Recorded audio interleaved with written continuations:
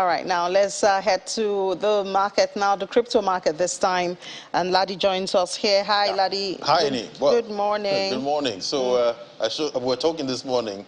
I told you it was less fear. Yes, less fear, but fear anyways. But fear anyways. but it's better, than what we've had for the past weeks now. It's just fear. We just hope it's sustained. I mean, we're talking about the equities market too.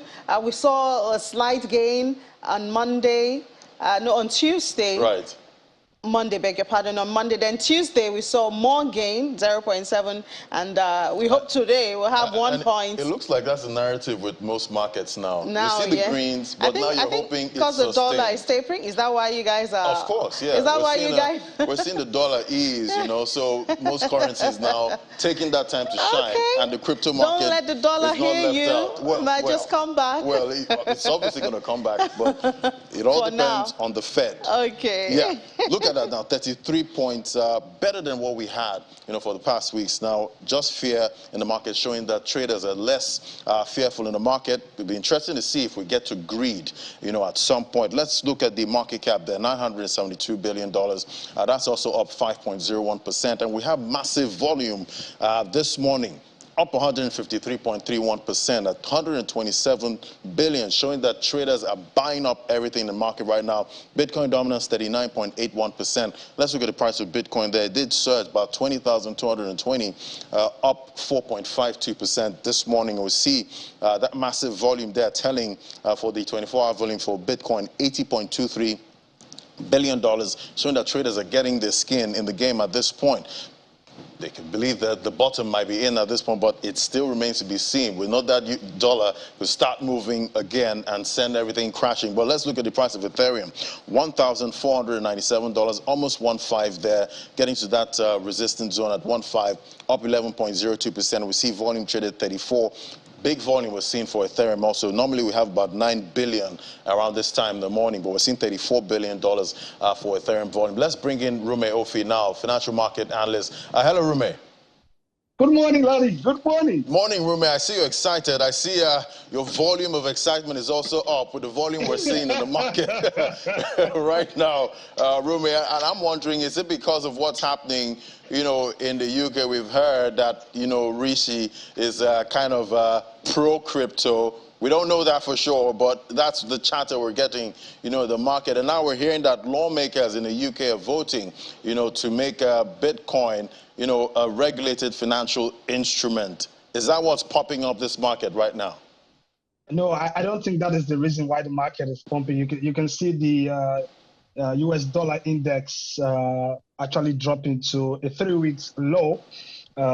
It's in every bear market at some point you see some relief rally at some point. So we shouldn't really get excited. For me, the price now is an opportunity to reallocate capital across board, but a lot of people shouldn't get really excited now because the market has a way of faking out. And if you jump in, because I know very soon a lot of people will start shouting, oh, we're going to the moon, 30K or thereabout, but please don't be caught up.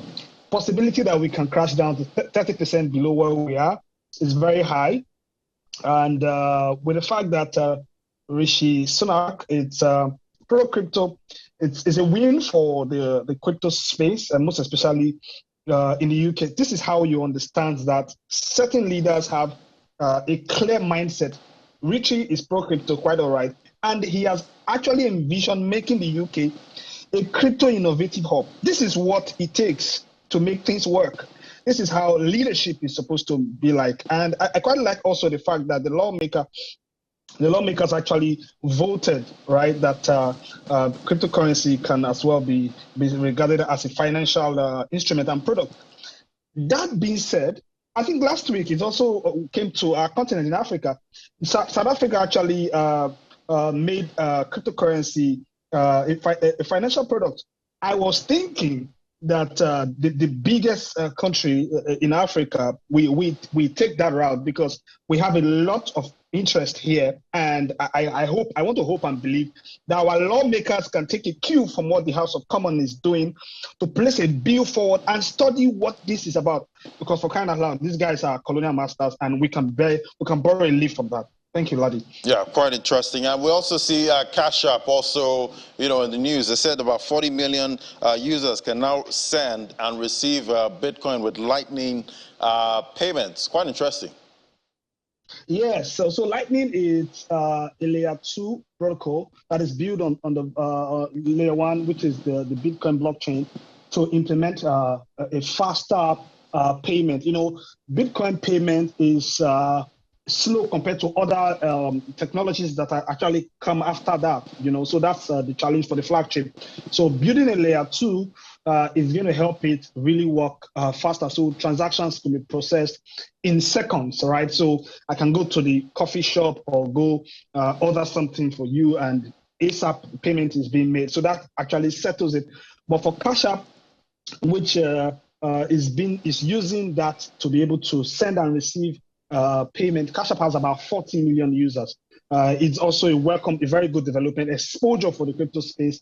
And one very significant thing that happened in this news is that they exclude New York, which means that the New York state hasn't gotten their regulatory framework on such this technology. So I hope in the future that is going to create more opportunities for them as well. So it is going to help exposure, bring people to understand that payment can be done. In fact, this is what knowing about at this point in time. I think this is the best time to understand this space, because it's exchanging of value, and I don't think there's ever been a currency that domiciled on the internet, and Bitcoin payment is going to make the world. It won't make any sense now. That is how the automobile industry didn't make sense when it happened. That is how the internet didn't make sense when it came up. Email didn't make sense. But a few years down the line, if we don't position ourselves as a country and as a continent,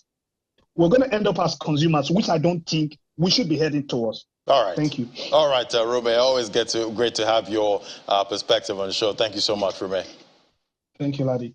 All right, so if we look at the top odds market cap, we see it's all green there with Cardano, biggest mover there, 40 cents, up 12.38%. We see XRP trying to start that bullish run again. It's up 3.74%. So it's mostly green, what we have in the market, But Rume is saying cautious optimism. Don't get too excited with the green. Like the way he was sounding when he came on. Exactly, even though he was so excited. Yes. But anyway, I think when you're alive and you have hope, you should be excited. Right. Yeah, because there's always the prospect of a better tomorrow. Even in a bear market. Exactly, yeah. Even in a bear market. Thank you so much, Ladi. Thank you.